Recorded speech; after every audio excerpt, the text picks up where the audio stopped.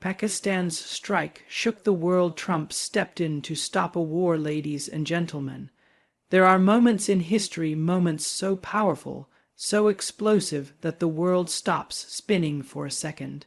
Breath is held, eyes widen, and humanity asks, what happens now? This was one of those moments. When Pakistan launched that strike, it wasn't just a military maneuver. It wasn't just politics. It was a message, a shockwave that echoed far beyond the borders of South Asia. It reverberated in the halls of global power, across headlines, across dinner tables, across hearts. Because war is never just about bullets and bombs. It's about people. It's about children who don't know why their skies are filled with fear. It's about mothers praying in silence. It's about nations trembling on the edge of something irreversible. And in that moment when the world teetered on the edge of war, something unexpected happened. Donald Trump stepped in. With all his flaws, all his controversy, he did something that no one expected. He picked up the phone, and he said, enough. And sometimes it takes just one voice to say that.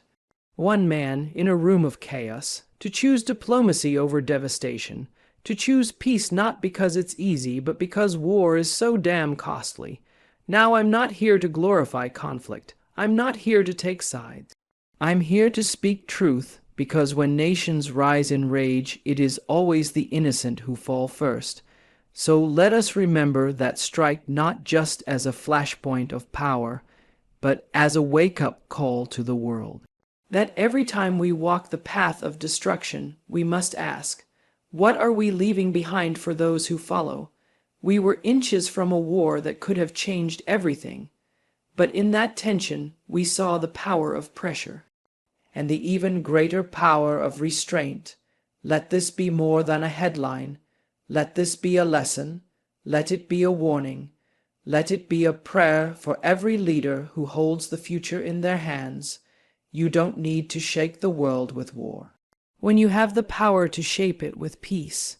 When Pakistan launched its strike, the world didn't just react, it froze. The news wasn't confined to regional television or buried in back pages of local papers. It became an international event, a seismic moment that gripped every corner of the globe.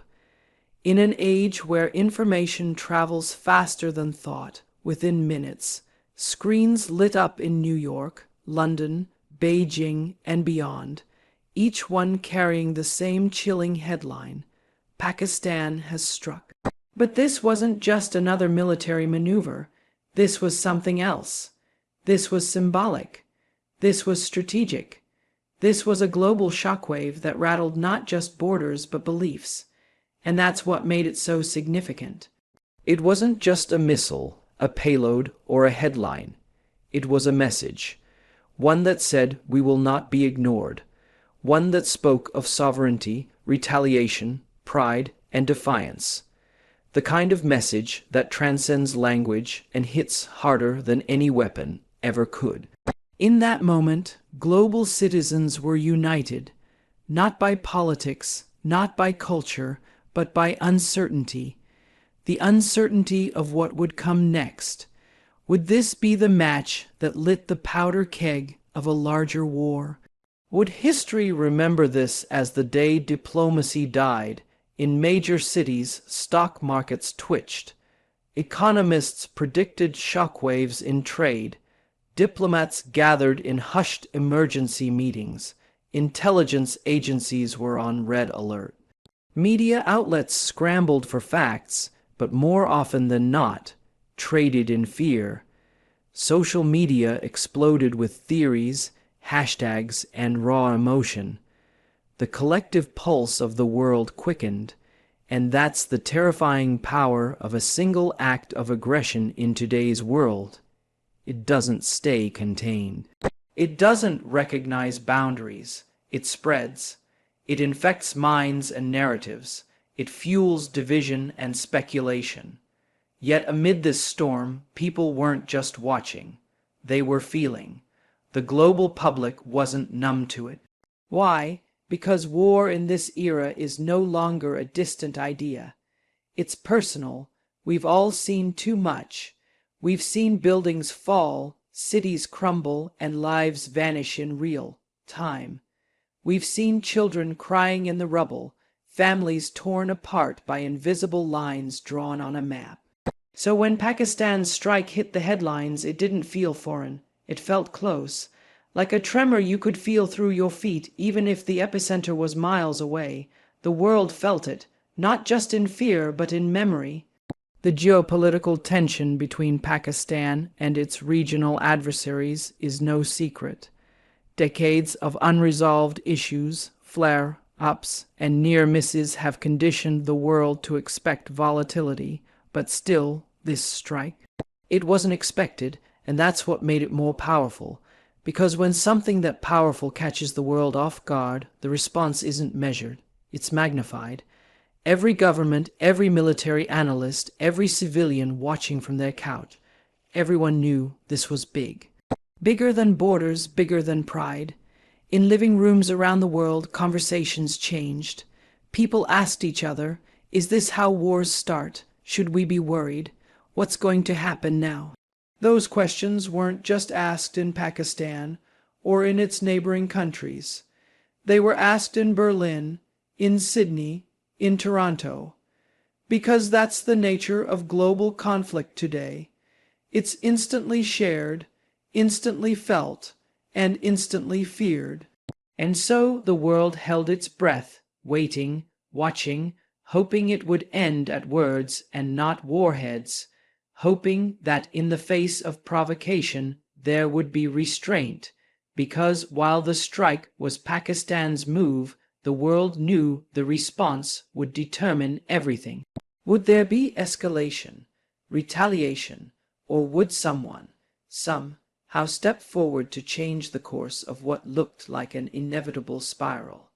That's the moment the globe collectively realized something. Peace is fragile. It's not guaranteed. It's not permanent. It's something that can be torn apart in seconds by a single decision, by a single strike. And in that awareness came fear, not just of what might come next, but of how easily things could have been different. How easily a leader, a misread radar, a misfired missile, could unravel years of uneasy calm. Pakistan's strike wasn't the end of a chapter. It was the opening line of a new one that reminded the world how thin the line is between provocation and catastrophe. It reminded us that in a world armed with nuclear weapons, hardened ideologies, and deep historical wounds, one act of defiance can tip the balance in terrifying directions. And yet, amid all this, there was clarity. A deep, uncomfortable clarity. The kind that only comes when danger knocks on the front door of humanity. The kind that makes nations reconsider their next moves. The kind that forces leaders to weigh pride against peace. That moment, when the world stood still, when Pakistan's strike shook every capital on earth, that was a moment of truth. A moment where the whole world was reminded, war is never distant. It's always just one decision away.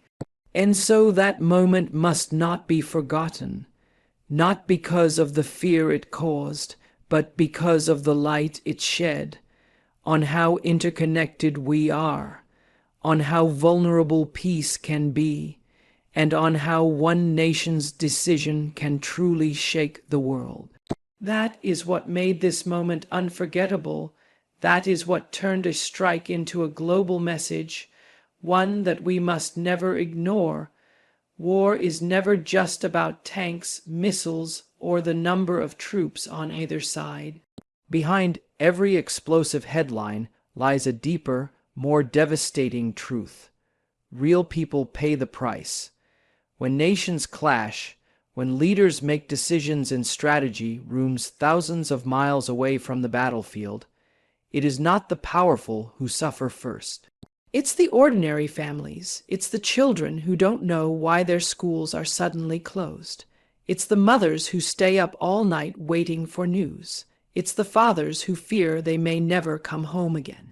Too often, we look at conflict through a distant, sanitized lens, charts of military capability, discussions of tactical advantage, and geopolitical commentary that forgets the human face of war.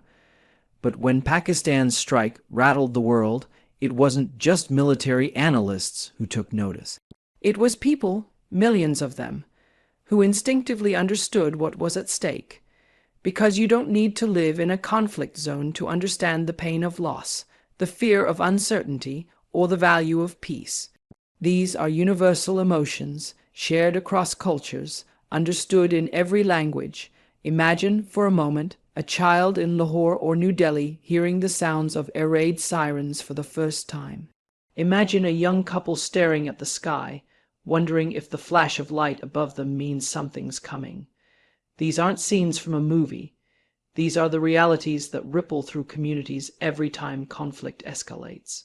And while politicians speak in measured tones about retaliation and defense, it is the people, those far from microphones, who carry the heaviest burden. War doesn't just destroy buildings, it destroys dreams. It takes away the feeling of safety. It rewrites futures in the blink of an eye. A father may have planned to send his daughter to university. A mother may have saved for her son's wedding. But conflict doesn't care about plans. It doesn't ask permission. It breaks through doors and takes what it wants: time, stability, hope. We have to remember that every time a strike is launched, someone loses something irreplaceable: a home, a friend, a life. It's easy to talk about precision strikes, intelligence reports, or targets hit and missed. But the truth is, there's no such thing as a clean conflict. War always spills over. It always catches people in its path, those who had nothing to do with the politics that caused it. And that's the great injustice. The people who suffer most are often the ones with the least say in what's happening. When the world watched Pakistan's actions unfold, yes, it was a matter of national defense. Yes, it was entangled in long-standing tensions and a history full of scars. But behind all of that, there was a silent majority simply hoping that it wouldn't go any further, that restraint would win. That leadership would remember the people they represent, not just their interests or their pride, but their lives. We've seen what happens when that doesn't occur. We've seen cities flattened, hospitals turned to rubble, refugee camps overflow with families who once lived comfortably in their own homes. We've seen the long-term scars of war, not just in physical injuries, but in trauma that lasts for generations. Children growing up afraid of loud noises, families too scared to rebuild because they've done it before, only to lose everything again. And in this particular moment, when Pakistan's strike made headlines, it wasn't just about military retaliation. It was about the terrifying possibility of escalation, because both Pakistan and its neighbor are nuclear armed. And if there is one truth the world has learned, especially in the nuclear age, it's this: no one wins a war like that. There are no victors, only survivors. And in such a war, even survival doesn't look like hope. It looks like ruin. That is why the human cost must never be treated as a footnote. It must be front and center in every decision, because a nation is not defined by its missiles. It's defined by its people, by the heartbeat of its citizens, by the laughter of its children, the prayers of its elders, the stories passed from one generation to the next. And when war silences those things, it does more than conquer, it erases. We must look at moments like this not just as geopolitical events, but as human tragedies narrowly avoided. Every time a conflict is de-escalated, lives are saved, not just hypothetically, but literally. That's why peace matters. That's why diplomacy isn't weakness. It's courage, the kind of courage that says, We could retaliate, but we choose to protect. The kind of leadership that understands a calm sky is more powerful than a successful strike. Pakistan's strike reminded the world of how fragile peace really is. But more than that, it reminded us what we stand to lose if war becomes our answer. Behind every strategic move is a sea of innocent lives. And if we forget that, if we turn war into numbers instead of names, into maps instead of memories, we will lose more than battles. We will lose our humanity. That is why every discussion of conflict must begin and end with this truth. War is never just about nations. It is always, always about people, and their lives are worth more than any border ever drawn. In a world where global conflicts often unfold like scripted dramas, filled with predictable rhetoric and expected reactions, there are moments when the unexpected steals the spotlight. When Pakistan's strike sent shockwaves across the international stage, the world anticipated the usual sequence: retaliation, escalation, more aggression, and then something different happened. Donald Trump, a leader known more for confrontation than compromise, stepped in, not with threats, not with fire, but with a call for calm. It was a move that caught everyone off guard. Here was a man who, throughout his presidency, had built a brand on strength, on boldness, on being unapologetically aggressive when it came to America's interests. But in this moment, as tensions between two nuclear-armed nations edged dangerously close to boiling over, Trump did something most didn't see coming. He picked up the phone. He initiated talks. He used his influence not to fuel the fire, but to douse it, however briefly. It's easy to criticize leaders, and with Trump, many did. They questioned his style, his substance, and often his motives. But what cannot be denied is this: in one of the most delicate, dangerous moments of geopolitical tension in recent years, he chose diplomacy. And that choice, whether out of strategy, instinct, or sheer pragmatism, mattered. In an environment thick with national pride and historical resentment, stepping into a conflict is not an easy thing. It's a risk. It means inserting yourself between two fiercely opposed forces, both of whom are bracing for impact. Trump didn't come with a perfect plan, and he didn't present himself as a savior. But he did something profoundly important. He reminded the world that peace is always an option.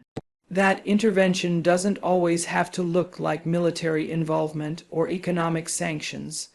Sometimes it starts with a phone call, a conversation, a pause. There's something deeply human about that moment. Strip away the politics, the optics, the party lines, and what you see is one leader choosing to stop and say, "Wait." Because that one word, that one gesture has power.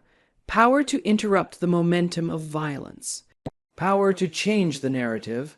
Power to give peace a chance to breathe, if only for a moment. Trump's involvement didn't erase the tension. It didn't solve the decades-long conflict between Pakistan and its neighbor. But it did something else, something equally valuable. It shifted the tone. It introduced a third voice into a two-sided standoff, a voice that didn't come from the region, but carried enough global weight to make both sides pause. And sometimes a pause is all the world needs to step back from the edge. Many analysts were surprised. Some were skeptical. Others quietly admitted that diplomacy, no matter who delivers it, is always better than destruction. Because when leaders talk, missiles don't fly. When phones ring, bombs don't drop. And in that moment, Trump chose conversation over chaos. The significance of this choice becomes even more clear when you consider the context. This wasn't a minor border dispute. This was two nations with nuclear capabilities, a history of war, and a long-standing distrust teetering on the brink of catastrophe. One wrong move, One overreaction, and the world could have witnessed a conflict with devastating consequences, not just for South Asia, but for everyone. The global economy, international alliances, millions of lives, all hanging in the balance. Trump's decision to step in challenged the typical narrative of modern leadership. He didn't issue a warning shot. He didn't threaten economic warfare. He extended a hand, rough, controversial, and unexpected, but a hand nonetheless. It was a reminder that even the most unlikely figures can play a critical role in preventing war, that even leaders often painted as divisive can act in the interest of global peace when it matters most. And that's a truth worth holding on to, because peace doesn't always come from the polished diplomats with rehearsed speeches. Sometimes it comes from the unexpected places. Sometimes it takes the unpredictability of a figure like Trump to interrupt the dangerous predictability of war. In the aftermath, critics would analyze his motives, his method, his message. But history will remember that when war loomed large, Donald Trump chose to speak instead of strike. That, for all his controversy, he understood the weight of the moment and chose de-escalation over disaster. This isn't about idolizing a politician. It's about recognizing a moment when diplomacy was chosen over destruction, a moment when the world watched a leader do the rare thing, not the expected, not the politically safe, but the necessary. And for that brief, fragile instant, the world took a step back from the brink. In a time when anger travels faster than reason, when leaders often mirror the rage of their followers, that choice to step in and say, "Let's talk," matters. It mattered then, and it will always matter in the future, because no matter who delivers it, the message of peace is always more powerful than the machinery of war. There are moments in history when the world feels as if it's holding its breath, when the future hangs in the balance, suspended between diplomacy and disaster. Pakistan's strike was one such moment, not just because of what happened, but because of what could have happened next. The strike wasn't an isolated act. It was a spark hovering over a field of dry grass, and the potential for escalation was terrifyingly real. We often think of war as a deliberate decision, but history tells us that full-scale conflict can erupt from a single miscalculation, a misunderstood signal, or a response made too quickly in the heat of fear and pride. And in that narrow space between action and reaction, the world stood still. The reality is, both Pakistan and its neighbor were standing with their fingers on triggers that do not fire bullets. They launch weapons capable of destroying cities, erasing generations, and rewriting the course of human history. These are nuclear nations, and when two such powers begin to exchange even limited military strikes, the stakes are beyond comprehension. One move can demand another. One hit can require a response. And before long, leaders are no longer in control. Momentum is. The machinery of war begins to move, and it becomes harder and harder to stop. This is what the world feared when Pakistan retaliated. The strike itself was precise, targeted, but it symbolized something much larger. It said, "We are willing to answer force with force." And that statement, in the context of a long-standing, volatile relationship between two powerful nations, sounded more like a warning siren than a declaration. Suddenly, international observers, foreign governments, and global media outlets weren't just reporting on a military action. They were bracing for what might come next, and what might have come next was horrifying. Escalation between two nuclear powers is not a hypothetical scenario with academic interest. It is a nightmare scenario with real-world consequences. Cities like Islamabad and New Delhi are not just dots on a map. They are home to tens of millions of people. Families, students, shopkeepers, teachers, doctors. Ordinary lives, suddenly thrust into the shadow of annihilation. The world has seen what nuclear devastation looks like. We've seen the pictures from Hiroshima and Nagasaki. We've read the accounts of survivors who lived through the unthinkable. The horror is not abstract. It is etched in human memory. And yet, even with that knowledge, the threat remains, because weapons have become more powerful, faster, and more numerous. And if they are ever used again, the destruction will be on a scale we can barely imagine. This is why the potential escalation following Pakistan's strike was so frightening. It wasn't just about a border or a military target. It was about how close humanity was coming once again to playing with its own end. Experts warned that if the situation worsened, it wouldn't be long before conventional strikes turned into something else, something that could not be walked back. One nuclear detonation, even a tactical one, would change the rules forever. Retaliation would be swift, panic would sweep across borders, markets would crash, civilians would flee, and in a matter of hours, millions could be at risk, not only in South Asia, but across the globe. Radiation doesn't respect boundaries. Fallout travels. The ecological, humanitarian, and psychological damage of even a limited nuclear exchange would echo through decades.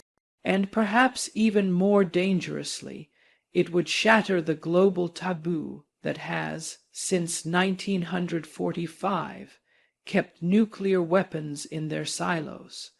The world would no longer be able to say, "It hasn't happened since." That silence would be broken. And with it, the fragile faith in deterrence that has kept major powers from using their deadliest weapons. So when people say Pakistan's strike shook the world, it wasn't just because of its boldness. It was because it reminded everyone, governments, citizens, leaders, that we are always closer to catastrophe than we think. That one action, one decision, one misjudgment could plunge entire regions into irreversible darkness. Yet, in the midst of that fear, the world witnessed something else, restraint, and that restraint, by both sides, became the only thing standing between heightened conflict and total disaster. For all the tension, for all the posturing, a line was not crossed. Cooler heads prevailed, and that decision to step back, to hold rather than retaliate further, may very well have saved countless lives. But we must not mistake restraint for resolution. The danger wasn't diffused, it was delayed. It remains, simmering beneath the surface of diplomatic statements and public silence. And unless the roots of conflict are addressed, the threat will rise again. This is the sobering truth the world must confront. In the nuclear age, escalation is no longer just a matter of military strategy. It is a matter of human survival. The stakes are higher than they have ever been, and the margin for error is thinner than we dare admit. That's why moments like this matter. That's why we must look beyond the immediate and ask the harder question: how do we ensure this doesn't happen again? The world cannot rely on luck, timing, or temporary diplomacy to save it from the consequences of its own weapons. We need stronger systems, clearer communication, and above all, a shared commitment to peace, not as a platitude, but as a policy. Because the next time the world holds its breath, we may not be fortunate enough to exhale. The truth about power is this: it isn't always in the weapon, in the army, or even in the threat. Sometimes the most powerful force in the world is not a missile in the sky, but a voice that dares to speak up when silence is easier. When the world watched the unfolding crisis between Pakistan and its adversary, there was fear, speculation, and the looming shadow of war. But there was also something else, an awakening. A moment when ordinary people, global citizens, and even distant observers were reminded that their voice, their concern, their demand for peace still holds weight. Conflict between nations often feels like something far away, something confined to governments and generals. But in reality, wars begin with the decisions of a few and are suffered by the many, and the many, those watching, waiting, worrying, are not powerless. They are the conscience of the world. In the aftermath of Pakistan's strike, the loudest echoes weren't just from political leaders or media pundits. They came from people, from students tweeting about the dangers of escalation, from mothers in both countries praying for restraint, from peace advocates who raised the alarm, not because they had all the answers, but because they understood the cost of silence. It's easy to believe that one voice can't change anything, that one protest, one article, one post won't stop a war. But history says otherwise. Time and again, the tides of conflict have been turned not just by strategy, but by humanity. Vietnam didn't end only on the battlefield. It ended in the streets of cities across the world where people demanded something better. Apartheid didn't crumble in silence. It fell under the weight of global pressure, of people refusing to accept injustice. In the case of the Pakistan crisis, people didn't need to understand every detail of geopolitics to understand the danger. They just needed to care. They just needed to say, "This cannot become a war." And that collective cry, rising from different corners of the globe, became a quiet but undeniable force. It reminded the world that governments operate in a public space, that leaders, no matter how powerful, do respond to the voices of their people, especially when those voices are united. That is the real awakening, that in a world often divided by borders, languages, ideologies, and fears, there can still be a common desire for peace, a shared refusal to let destruction become destiny. This awakening didn't require a title, a position, or permission. It just required people to care loudly, to use their platforms, big or small, to recognize that peace isn't passive, it's active. It's not a silence that follows war, it's a sound that prevents it. What happened during those tense days wasn't just a political standoff. It was a human test, a test of whether the world would look away or lean in. And many chose to lean in. Journalists questioned aggressive narratives. Teachers used the moment to educate their students on conflict resolution. Social media became flooded not just with anger, but with pleas. Pleas for talks, for negotiations, for wisdom over warfare, and here's the beautiful part. Those voices mattered. Even if they didn't make the front page, even if they didn't stop every missile or change every mind, they created a climate where peace could survive. Because peace isn't just negotiated behind closed doors. It's demanded in open streets. It's whispered in prayers. It's written into stories and shared in conversations. It lives in every heart that believes the future is worth protecting. We often underestimate the influence of collective will. But the truth is, every time people stand together and speak up, they create a ripple, and enough ripples can become a wave strong enough to reach decision makers, strong enough to slow down the rhythm of war, strong enough to change what seemed inevitable. Pakistan's strike reminded the world of the danger of conflict, but the world's response, especially from its people, reminded us of something just as powerful, our ability to resist that danger, our ability to call for calm in the face of chaos, to value life over legacy, peace over pride. This wasn't a moment that belonged to politicians alone. It belonged to the people who saw the edge and said, "We don't want to fall." It belonged to every individual who used their voice not to provoke, but to protect. It belonged to a world that, despite its divisions, remembered, if only briefly, that peace is always possible and always worth fighting for. And that is the power of awakening, not the loud kind that shakes buildings, but the quiet kind that shifts consciousness, that makes us remember who we are and what we stand to lose, that pushes us to believe, even in the face of war, that peace is not naive.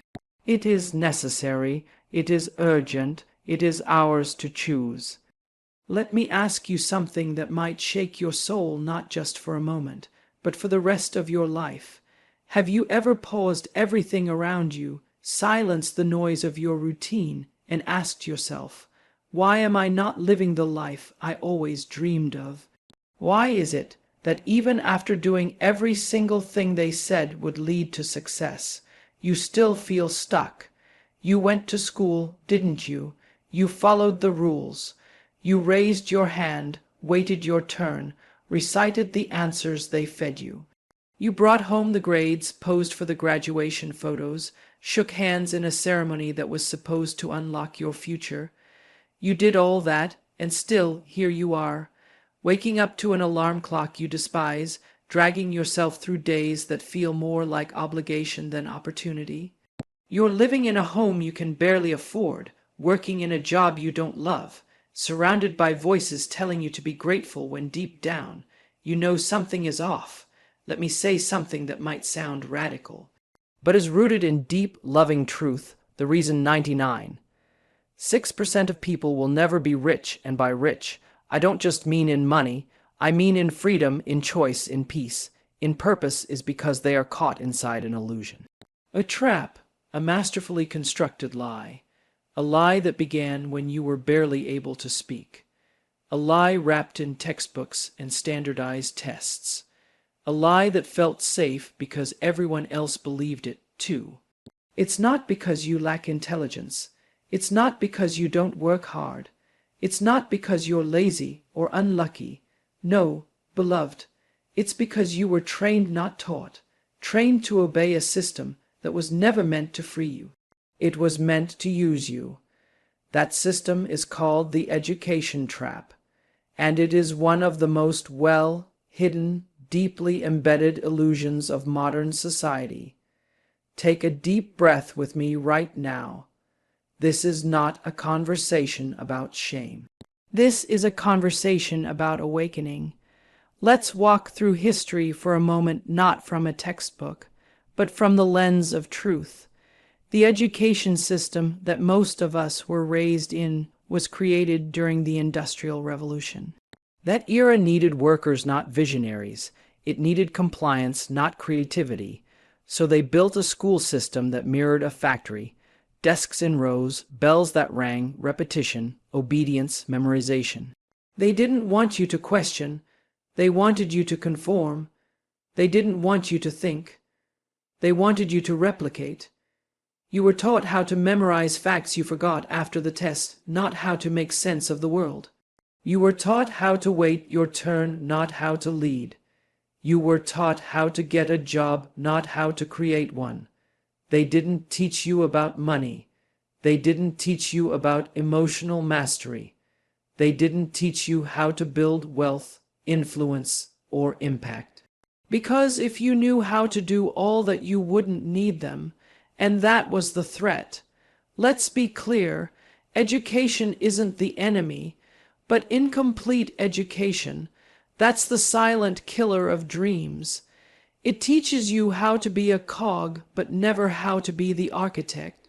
And when your soul begins to stir, when you feel that quiet nudge that says, there's more for me, the system responds by injecting doubt. Don't risk your future. Stick to the plan. Play it safe. But here's the truth. The plan they gave you was never designed to set you free. It was designed to keep the machine running at your expense. The greatest breakthroughs don't come from following the map.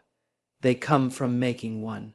You were born to create, not conform. From the very beginning, you were told, do well in school, get good grades, find a stable job, and you'll be okay. but who decided that okay was the goal. Let's unpack that. The world told you to aim for just enough, to settle for security over significance, to prioritize a steady paycheck over a powerful purpose. They didn't teach you about money, they taught you to fear it. They didn't show you how to invest, they told you to save just enough to survive. They didn't encourage your curiosity, they boxed it inside outdated textbooks and rigid curriculums, and the worst part, they taught you to be afraid of failure. But let me tell you this with all the love I can muster. Real wealth, the kind that transforms generations, lives on the other side of fear. You cannot stay small and expect a big life. You cannot play safe and expect extraordinary rewards. The wealthy didn't get there by chance. They got there by intention. They took risks, not reckless ones, but calculated ones. They studied wealth, building the way others studied history. They invested in themselves, in their skills, in their ideas. And most importantly, they shifted their mindset. They stopped trading time for money and started building systems that made money flow to them. That knowledge isn't reserved for the elite. It's available to you. But you have to unlearn what they taught you. You have to decide that okay is no longer enough because your life was meant for abundance, not just survival.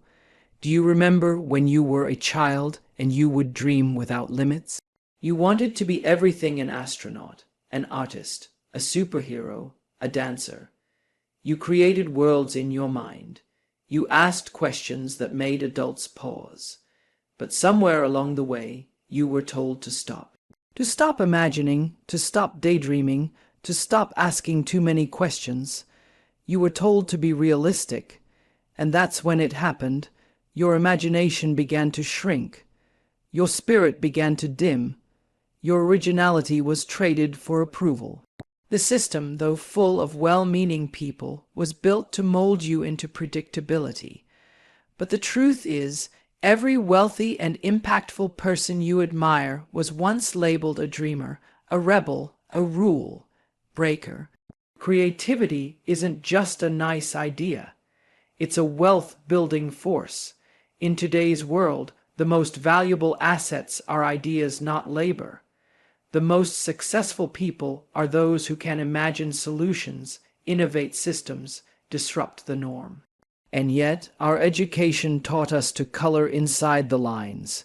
So now, it's your job to reclaim your crayons, to give yourself permission to think big, to trust that your ideas matter, to know that creativity is not childish, it's divine. You were born to create, to build, to express, to shape the world around you. The moment you embrace that, your life begins to shift. Let's take a moment to reflect on something most people never question. Why were you praised for giving the right answer but rarely encouraged to ask the right question? Why did they reward you for memorizing but never for imagining? Why were you applauded for compliance but punished for curiosity? Because the system wasn't built to make you a thinker. It was built to make you a follower, and I say that not with anger, but with clarity, with compassion. Because when you see the truth, you finally gain the power to rewrite the script. Let me tell you what I know to be true. Obedience is not the same as wisdom. You can follow every rule, pass every exam, graduate with honors, and still never live a life of your own, because knowledge without thinking is just noise. It's not wisdom, it's not transformation, it's not power. You were trained to value external validation, the teacher's praise, the report card, the degree on the wall, more than your own internal voice. And that's the tragedy, because the voice inside of you, your intuition, your insight, your ideas, that is where your greatness lies. But the system didn't make space for that voice. It taught you to suppress it. Don't question authority, stay in your lane, just follow the curriculum. And slowly, without even realizing it, you forgot how to trust yourself. You started looking outward for answers that could only be found within. But here's the breakthrough, my beloved. You are allowed to think for yourself. You are allowed to question the rules. You are allowed to choose a different path even if no one else understands it. Critical thinking isn't rebellion, it's liberation. It's what every great leader, every innovator, every change maker has done. They challenged the narrative. They examined the assumptions. They asked, what if there's another way? And you can too. The people who rise, the ones who build wealth, impact, legacy, they don't just absorb information. They interrogate it. They don't just follow the world, they reshape it. So today, give yourself permission to think beyond the script. Not because you have to prove anything to anyone, but because you owe it to the life you haven't yet lived. Because your freedom, your abundance, your joy, they don't lie in obedience. They lie in the power of your mind. Fully awakened, fully alive, and unapologetically free. Let's go deeper now into a truth that may be hard to admit, but it is necessary if you are to rise. From a young age, you were taught to seek something that looked like love, but was actually control. You were conditioned to chase approval from parents, from teachers, from bosses, from society. You were taught to color within the lines, not because it made sense to you, but because someone else said it was right.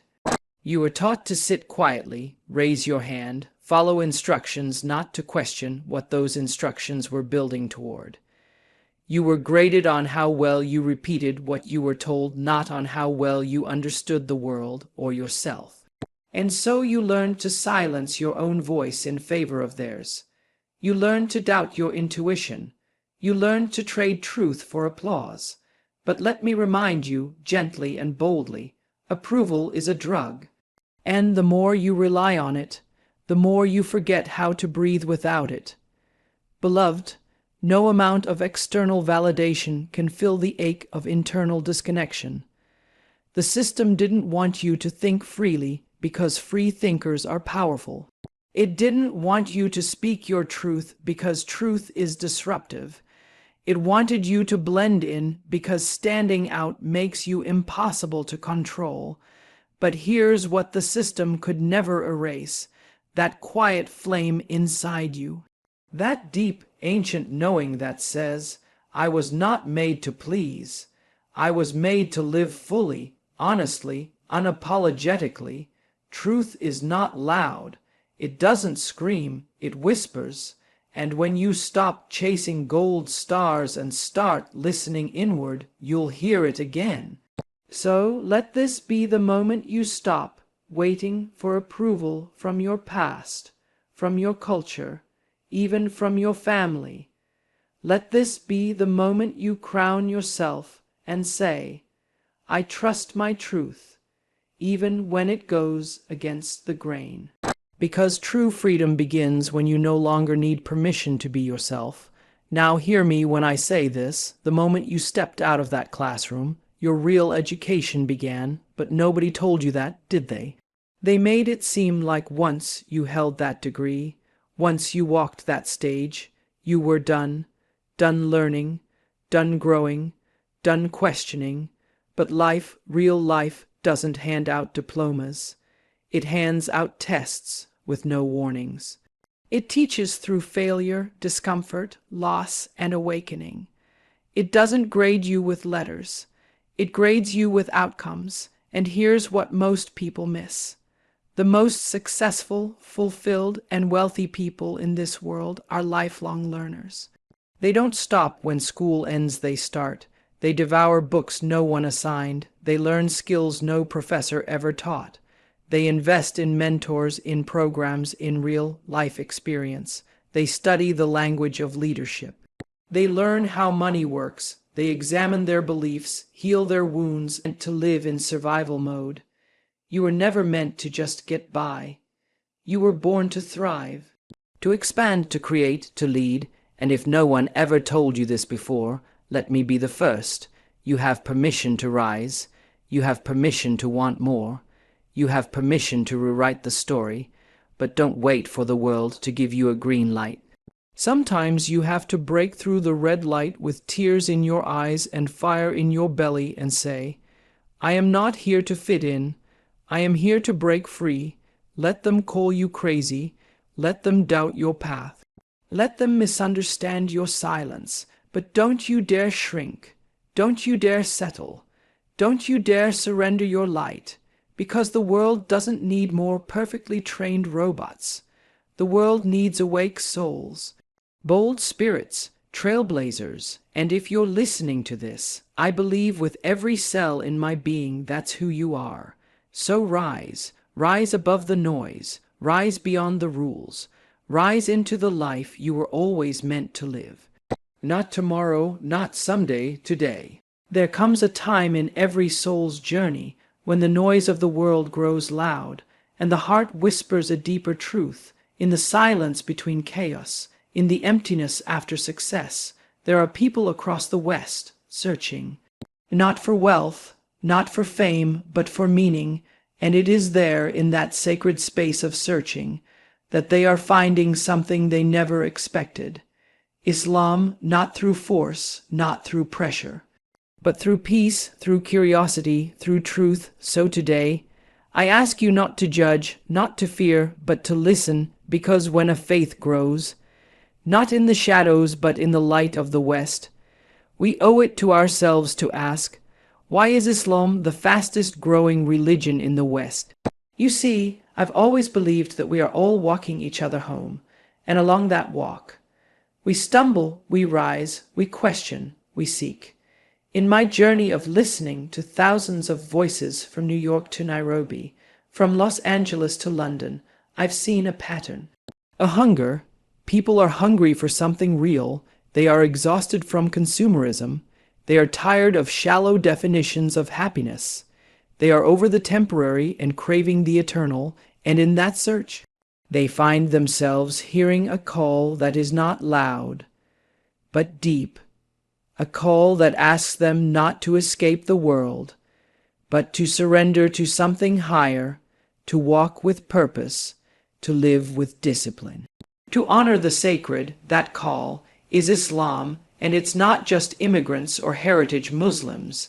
It's men and women who once lived lives of secularism, of atheism, of materialism, turning their hearts toward the one God, Allah. Let's not just hear the statistics. Let's feel the stories behind them. Every year, thousands in the West embrace Islam, from Paris to Chicago, from Berlin to Toronto, and it's not always on a mountaintop. Sometimes it happens in a prison cell, sometimes in a university library, sometimes in the quiet tears of a mother at night, and often it begins with a simple question: why are Muslims so devoted to their faith? They see Muslims fasting in Ramadan with joy. They see Muslims praying 5 times a day in airports, in offices, in parks. They see Muslims choosing modesty over fashion, discipline over indulgence, and they wonder, what kind of inner strength is this? What kind of peace do they have that I don't? And so the journey begins, not in anger, not in rebellion, but in a thirst to understand. And the more they learn about the Qur'an, about the Prophet Muhammad, peace be upon him, about the concept of one God, about justice, mercy, equality, the more they feel something awaken inside of them. Not conversion by coercion, but transformation by revelation. And so, with heart, with humility, let's explore the 5 reasons why Islam is growing soul by soul in the West. I have always believed that each of us is walking each other home. On that path we fall, we rise, we question, we seek. And what I've come to realize, after listening to thousands of stories, from the vibrant avenues of New York to the buzzing cafes of Nairobi, from the bustling streets of London to the quiet corners of Los Angeles, is that people are not just hungry. They are starving for something authentic, something that doesn't change with likes, trends, or market demand. They are exhausted from consumerism that promises happiness and delivers emptiness. Tired of social constructs that define worth through appearance, assets, and applause. Weary of the moral ambiguity that keeps shifting goalposts. And in that hunger, many find themselves not pulled, but gently drawn to something different. Something steady, something that doesn't demand perfection but invites transformation. They hear a call. It's not loud, it doesn't scream, but it echoes deep within. A call that doesn't say, run away from the world, but rather rise above it. A call that says, discipline is not a chain, it's a key. A call that invites them to something higher. That call, my friend, is Islam. And this isn't just the story of immigrants or the children of those who were born into the faith. This is about men and women who once defined their lives through secularism, who prided themselves on logic alone, who trusted only what they could see and touch, and now they're returning. To God, to meaning, to a sense of the sacred. Let's not just list conversion numbers, let's feel what's behind them. Every year, across the Western world, thousands of souls embrace Islam. It happens in the quiet solitude of a prison cell. In the late night thoughts of a college student in a dorm room. In the tears of a mother kneeling beside her child's bed. In the weary heart of a man who has everything money can buy, but feels spiritually bankrupt. The journey often begins not with rebellion, but with awe. They see Muslims fasting not as a burden, but as a joyful act of devotion. They observe Muslims pausing to pray, at the airport, in the office, by the side of a highway. They see a woman wearing her hijab not as oppression, but as empowerment. They witness Muslims choosing restraint in a world that glorifies indulgence. And something inside them says, what kind of peace is this? What kind of inner power gives birth to such outer discipline? They begin to ask questions, simple yet profound. Why do Muslims pray like that? Why do they fast with such joy? Why do they seem anchored when everyone else is drifting? And so the journey deepens. They begin to read, to explore, to sit with Muslims, to ask. And in that seeking, they learn about the Qur'an's beauty, its depth, its clarity. They learn about the Prophet Muhammad, peace be upon him, his mercy, his leadership, his unwavering dedication to justice and compassion. They encounter the concept of Tawheed, the oneness of God, not as a dogma, but as a liberation. They discover a way of life that is whole, not fragmented, structured, not scattered. Islam doesn't pull you away from life. It refines how you live it. In a world where truth seems fluid and moral standards are negotiable, Islam stands firm, like a lighthouse amid a stormy sea, unchanging, unapologetic, and that stability brings comfort. Because in that divine structure, people find a freedom they never knew they needed.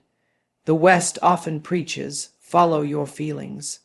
But feelings are fleeting. They change with moods, with seasons, with songs on a playlist. Islam says, follow the truth. Follow the one who created feelings, not the feelings themselves. And in that submission there is serenity. Prayer 5 times a day, it's not a restriction. It's a rhythm. A sacred pause to realign, to breathe, to remember, fasting. It's not deprivation. It's liberation from the chains of desire. And suddenly, the people who once feared rules begin to love them. Because they understand, boundaries, when set by the divine, are not cages. They are wings. Islam honors Jesus, peace be upon him, not as a rival to their beliefs, but as a revered prophet. It uplifts Moses. It speaks of Abraham as a friend of God. It connects the past to the present in a continuum of revelation. And then it goes even further. It declares something radical, revolutionary, and deeply needed. No Arab is better than a non-Arab. No white is better than black. Superiority belongs only to those of piety. In a world scarred by racism, Islam came with equity over a millennium ago. That is why when Malcolm X made the pilgrimage to Mecca, he said, "I have eaten from the same plate, drank from the same cup, slept in the same bed with people whose eyes were the bluest of blue, whose hair was the blondest of blonde, and we were one." Islam doesn't belong to a race, a region, or a people. It belongs to truth, and the West, consciously or not, is hearing its call. Look closer, and you'll see that many of those embracing Islam are women. Not forced, not manipulated, but empowered. Women who were told by the world that their worth lay in their waistline or their wardrobe are finding in Islam a powerful counter-narrative. A faith that says, you are more than what the eye can see. You are honored not for how much skin you show, but for how much light you carry. They wear hijab not as surrender to men, but as a declaration of self-worth. They pray not as a chore, but as a conversation with the divine. They say, "For the first time in my life I feel seen, truly seen, not by society, but by my Creator." And then there's the matter of peace. Not comfort, not ease, peace. You can live in a mansion and still feel like a prisoner. You can have the latest phone and still feel disconnected. You can travel the world and still be lost, because peace doesn't come from the outside. It rises from within. And Islam feeds that peace. It nurtures the soul. It doesn't promise a life without hardship, but it gives hardship meaning. It says every pain is a purification. Every loss has wisdom. Every tear is recorded.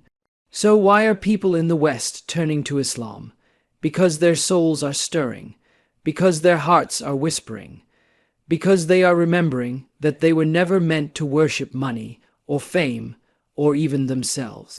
They were made to worship the One, the Eternal, the Merciful, and that stillness, that silence they once feared. It's no longer an absence. It's an invitation. It's saying, come home, come back to the One who never left. Because Islam offers clarity in confusion. Because Islam offers discipline in chaos. Because Islam offers dignity in a world that often degrades. Because Islam offers peace in the deepest, truest sense of the word. And the West, slowly but surely, is listening, one heart at a time, one awakening at a time. Stop being kind to a narcissist. Let me tell you something that might shake you a little. Kindness is a beautiful thing. It is one of the most powerful forces we have. It heals, it connects, it transforms. But today, I want you to understand something that most people never say out loud. Your kindness is not a currency for someone else's ego. Your empathy is not an invitation for abuse. And your light is not meant to keep someone else comfortable in their shadow. There comes a time in your life when you have to stop apologizing for wanting peace, when you have to stop bending over backwards to please someone who's never going to clap for you unless it serves them. That time is now. Narcissists do not need your kindness. They feed off your kindness. They weaponize your compassion. They twist your forgiveness into a leash and tie it around your soul. And while you're over, they're trying to understand them, trying to help them, trying to love them into healing. They're already planning how to make you feel guilty for not doing more. Let me say this clearly. Being a good person does not mean being a doormat. Being spiritual does not mean being silent. And being kind does not mean tolerating emotional abuse. There's power in walking away. There's strength in saying, I will not shrink to make you feel big. And there is freedom in finally realizing You do not need to earn love by sacrificing your sanity. So, if you've been giving and giving to someone who only takes, if you've been walking on eggshells just to keep the peace, if you've been doubting your worth because someone keeps rewriting the narrative to make you the villain, this is your moment. Stop being kind to a narcissist, not because you're cruel, but because you're finally kind enough to yourself. Your energy is sacred. Your heart is gold. Your boundaries are not walls, they're doors.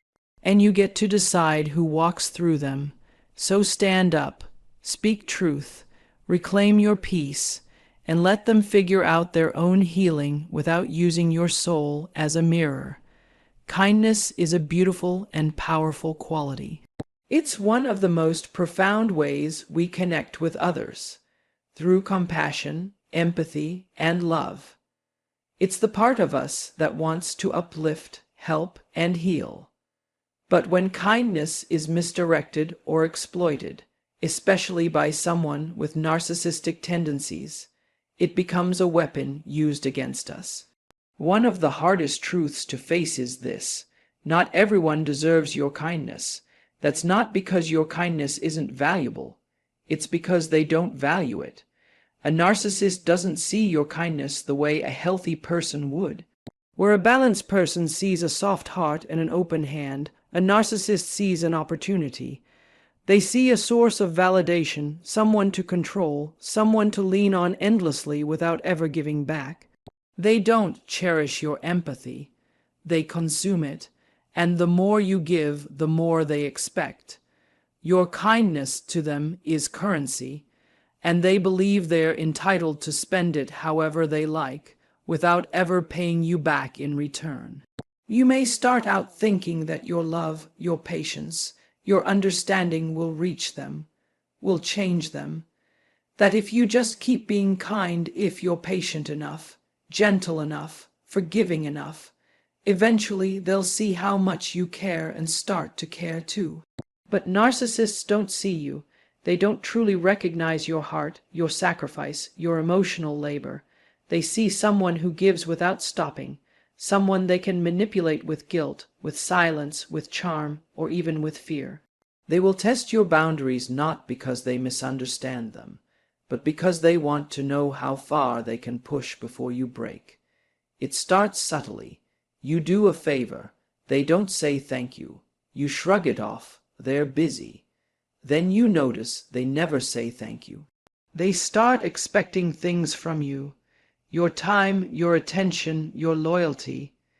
You begin to feel like you're always the one reaching out, always the one fixing things, always the one trying to hold the relationship together. Whether it's romantic, professional, or even within family, the pattern is the same. You give, they take. You explain, they deflect. You hurt, they ignore, and yet you stay. You stay because you're kind, because you're empathetic, because you've been taught that kindness is always the right answer. But the truth is, kindness without discernment can be dangerous. When kindness is given to someone who lacks empathy, it doesn't soften them, it emboldens them.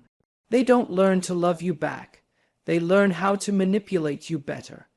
Every act of compassion you offer becomes another tool in their toolkit. Your forgiveness becomes a green light for repeated harm. Your patience becomes a permission slip. Your generosity becomes an expectation.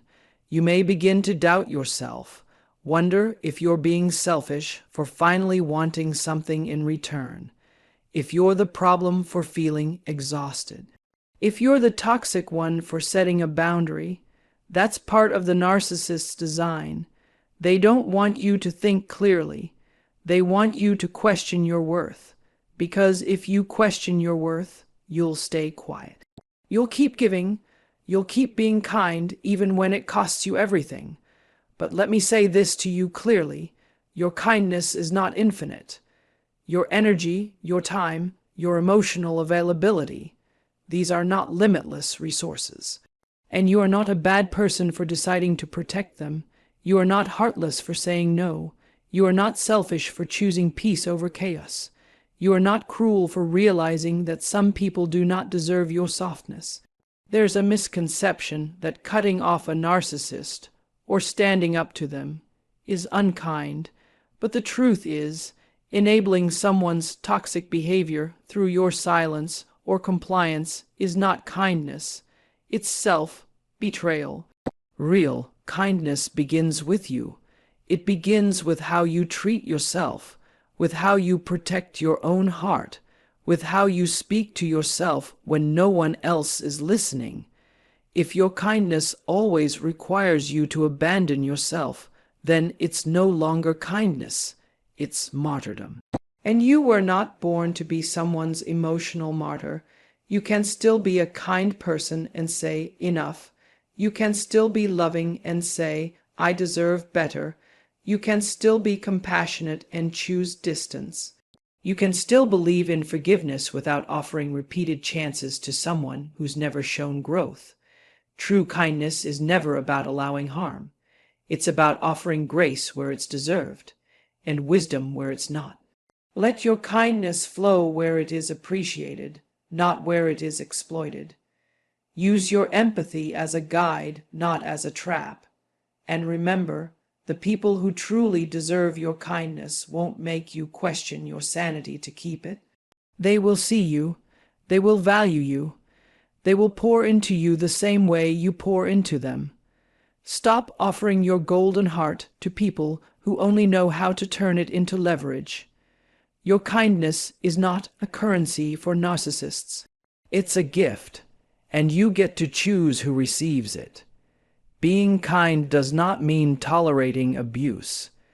This is one of the hardest, most liberating truths many people have to learn. For so long, we're conditioned to believe that kindness means self-sacrifice, that love means endurance, and that patience means silence. We are praised for being the bigger person, for turning the other cheek, for sticking it out, for forgiving over and over. But where is the line between being kind and being harmed? Where is the boundary between compassion and self-destruction? Some people mistake endurance for virtue, but staying in a relationship where your soul is constantly being diminished is not noble, it's painful. There is nothing righteous about letting yourself be drained emotionally, mentally, or spiritually just to keep someone else comfortable. Abuse doesn't always look like shouting or bruises. Sometimes it's quiet. It's subtle, it's manipulation disguised as love, it's control masquerading as concern. It's someone telling you that you're too sensitive every time you express your feelings. It's being blamed for everything that goes wrong. It's having your reality twisted until you don't even trust your own perception anymore. And what do kind people often do in these situations? They try harder. They explain more. They forgive faster. They lower their expectations. They make excuses for the other person. They had a rough childhood. They're just stressed. They didn't mean it. Kind people are empathetic. They want to understand. They want to help. They believe everyone deserves love and patience. But here's what no one tells you. Some people take that love and patience and twist it into permission. They don't heal with your kindness. They exploit it. There is a dangerous idea that if you just love someone hard enough, they'll change. If you're kind enough, patient enough, giving enough, they'll wake up one day and realize how much you mean to them. But narcissists don't work that way. They don't grow from your generosity. They grow from your silence, from your fear of being seen as unkind, from your willingness to endure more than anyone ever should, all in the name of love. You do not have to let someone trample your boundaries to prove your goodness. Being kind does not mean allowing someone to belittle you, control you, or gaslight you. You are not required to explain yourself endlessly to someone who only listens to twist your words. You are not obligated to keep trying with someone who never shows genuine effort. Love does not require you to lose yourself. In fact, real love, the kind that comes from a place of mutual respect, requires boundaries. It requires the ability to say, "This doesn't feel right," and to be heard. It requires space for both people to be seen, not just one. If only one person gets to have needs, gets to be right, gets to take up all the space, then that's not a relationship. That's servitude. You don't owe anyone your suffering. If someone treats you poorly and then tells you it's your fault, that's not love. If someone makes you feel small so they can feel powerful, that's not love. If someone only values your kindness when it serves them and discards it when it doesn't, that's not love. That's manipulation. That's control. That's abuse. And here's what's even more heartbreaking. Many kind, empathetic people stay because they're afraid of becoming like the person who's hurting them. They think that standing up for themselves, drawing a line, or even walking away means they're being cold, selfish, or unkind. But that's not true. Speaking your truth is not cruelty. Honoring your limits is not heartless. Leaving a toxic relationship does not make you a bad person. It makes you a free one. Kindness should never come at the cost of your dignity. It should not leave you feeling empty, anxious, or afraid. Real kindness has strength behind it. It's not passive, it's powerful. It doesn't say, "Do whatever you want to me." It says, "I care about you, but I will not allow you to hurt me." It doesn't say, "I'll stay no matter what." It says, "I'm here as long as this is safe, healthy, and respectful." We need to unlearn the belief that being good means taking endless emotional blows. You can be a deeply kind person and still say no more. You can be compassionate and still have high standards. You can be forgiving and still protect your peace. Let your kindness come from a place of wholeness, not from a place of fear. Let it be a gift, not a survival strategy. Let it flow toward people who cherish it, not those who exploit it. At the end of the day, kindness that costs you your well-being is not kindness. It's captivity, and you were not born to be a prisoner in someone else's story. You were born to live fully, to love boldly, and to be treated with the same respect and care that you offer so freely to others. If your kindness is not being met with honesty, safety, and reciprocity, then it is time to reconsider who deserves access to it. You are allowed to walk away. You are allowed to protect your heart.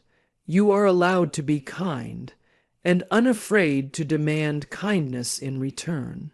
There comes a moment in your life when you realize that constantly giving, constantly compromising, and constantly bending just to keep the peace is slowly destroying the peace within yourself.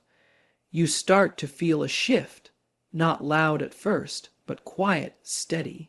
It begins with exhaustion, not the kind that sleep can fix, but a deeper weariness, a soul-level tiredness, the kind that comes from being emotionally available for someone who never shows up for you, the kind that comes from tiptoeing through conversations, second, guessing your words, and bracing yourself for another emotional storm, triggered by something as small as a boundary or a truth. When you're in a relationship, any kind of relationship, with a narcissist, you quickly learn that peace becomes something you must earn, not through mutual respect or understanding, but through silence, through submission, through sacrificing your own needs so theirs can dominate the space. The narcissist is not interested in compromise, they're interested in control, and the longer you stay, the more you begin to mistake the absence of conflict for the presence of harmony. But they're not the same thing. Real peace isn't silent suffering. It's not the calm that comes after you've swallowed your truth just to avoid another argument. That's survival, not peace. You start to notice that keeping them happy means losing more and more of yourself. Your opinions, too risky. Your feelings, inconvenient. Your success, a threat. Everything becomes a balancing act. You try not to say too much want too much, feel too much, because their mood always takes precedence. You live in reaction to their emotions instead of in connection with your own. And at some point, without even realizing it, you stop asking, "What do I need?" and instead start asking, "What do they need from me right now?" That's how it happens, how you start disappearing piece by piece. The scariest part is how natural it starts to feel. You convince yourself that maybe it's not that bad. Maybe if you try harder, love deeper, stay longer, they'll change. Maybe if you just explain yourself better, they'll understand. But narcissists don't want to understand you. They want to dominate the emotional climate. They want your attention, your loyalty, your validation. But they don't want to give those things in return. And when you start to recognize that, the guilt creeps in. You feel guilty for thinking about yourself, guilty for wanting space, guilty for even entertaining the idea that you deserve more. That guilt is not yours to carry. It was placed there by someone who benefits from your silence, someone who fears your independence because it threatens their control. Narcissists don't want equals. They want mirrors, people who reflect their ideal image back to them. When you begin to act like a person with your own needs, your own dreams, your own voice, that's when the mask slips. That's when the punishment begins. Maybe it's through withdrawal. Maybe it's through gaslighting. Maybe it's through emotional outbursts designed to scare you back into submission. But make no mistake, it's not love. It's control wrapped in the language of love, and it is not your responsibility to endure it. You're allowed to want peace that doesn't require you to shrink. You're allowed to crave a love that holds space for your voice, your truth, your complexity. You're allowed to stop setting yourself on fire just to keep someone else warm.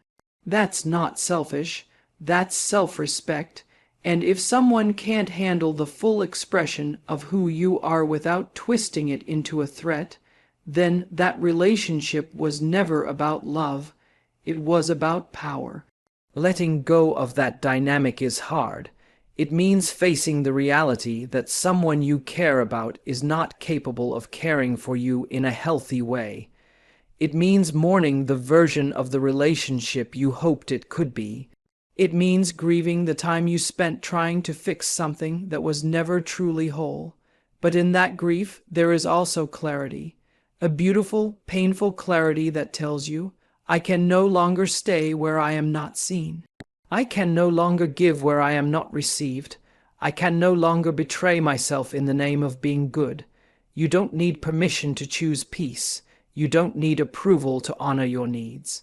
You don't need to justify walking away from a dynamic that was costing you your joy, your confidence, your sense of self.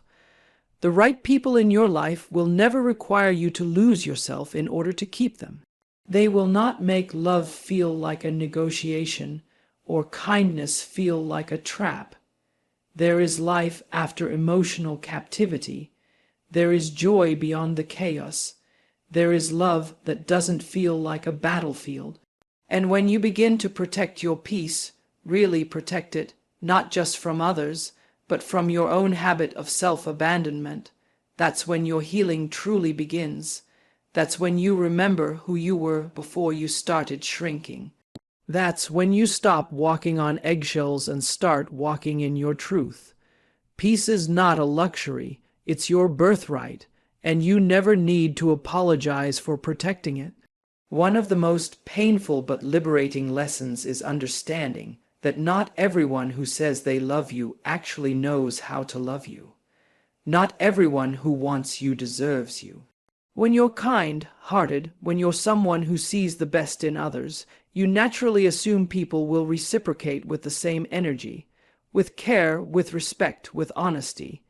But that's not always how it works, especially with narcissists. To them, love is not a sacred connection. It's a transaction. Your value is measured not by who you are, but by what you provide. And once you stop providing, their affection fades, their interest disappears, and their mask falls away. Narcissists are experts at making you believe that you're the one who's flawed. They don't take accountability because in their world, they're always right. They're the victim, even when they're the one causing the harm. And when you finally start asking for something in return, mutual effort, real communication, emotional availability, they twist it into an accusation. They'll say you're too demanding, too sensitive, too much. But what they really mean is, you're no longer easy to manipulate. You're beginning to wake up, and nothing scares a narcissist more than someone who starts to see them clearly. You begin to realize that what you called love was actually dependency, that what you thought was connection was manipulation dressed up in compliments, guilt, and moments of charm. It wasn't mutual, it was strategic. Narcissists are skilled at mirroring you, saying the right things, giving you just enough attention to keep you hooked, and then pulling away to keep you chasing. They reward your vulnerability when it benefits them and weaponize it when it doesn't. Your kindness becomes their leverage, your hope becomes their control, and even after the damage is done, they expect access to your life. They may not want to love you in a healthy way, but they want to be sure you're still available to admire them, support them, or at the very least, not move on. That's why narcissists often circle back, reaching out just when you're beginning to heal, just when you're starting to rebuild yourself. They test the waters with a casual message, a compliment, an apology that isn't really an apology. I miss you, they say, but what they really mean is, I miss the control I had over you. It's not you they miss, it's the version of you that tolerated their behavior. The version of you that gave without question. You don't owe them a second chance. Not everyone deserves a front row seat in your life just because they were once part of your story. Healing means recognizing the difference between someone who's sorry and someone who's sorry they got caught. Between someone who wants to do better and someone who just wants back in. You are allowed to protect your peace by closing the door completely. You are allowed to move forward without guilt, without apology, without explanation. You may struggle with this, especially if you're someone who sees the good in everyone. You'll remember their potential, the few good memories, the moments they seemed sincere. But don't confuse potential with reality. Don't let a few moments of kindness erase a pattern of manipulation. You didn't imagine the gaslighting. You didn't exaggerate the way they dismissed your feelings. You're not crazy for feeling hurt. You're not overreacting, you're waking up, and clarity, while painful, is a gift. As you begin to reclaim your voice, you also begin to reclaim your life. The power you thought you lost was never really gone. It was buried beneath the weight of constantly trying to be enough for someone who was never going to be satisfied. You were not too much. You were asking the right questions in the wrong relationship. You were offering real love to someone who was incapable of receiving it in a healthy way. That doesn't make you weak. It makes you human. It makes you someone with a heart that believes in people, even when they've shown you reasons not to. But now it's time to believe in yourself, to give yourself the love you kept trying to earn, to set standards not as a wall to keep people out, but as a filter to keep the wrong ones from getting too close. Your kindness is a gift, not a weakness. Your empathy is a strength, not a flaw. But those gifts deserve to be placed in hands that can hold them with care, not crush them for control. Let this be the moment you stop justifying someone else's dysfunction because you once cared for them. Let this be the moment you stop waiting for closure from someone who was never open. Let this be the moment you finally say, I am done abandoning myself to prove I'm worthy. You were always worthy. And the people who truly see you, who value you, who love you without needing to control you. Those people won't require you to shrink to fit inside their comfort zone. You don't owe the past another second of your future. You don't need to keep replaying conversations, wondering what you could have done differently. You did what you could with what you had, and now you know better. Now you choose differently. Now you walk away not out of bitterness, but out of wisdom. And that is not cruelty. That is clarity. That is strength. That is the beginning of peace.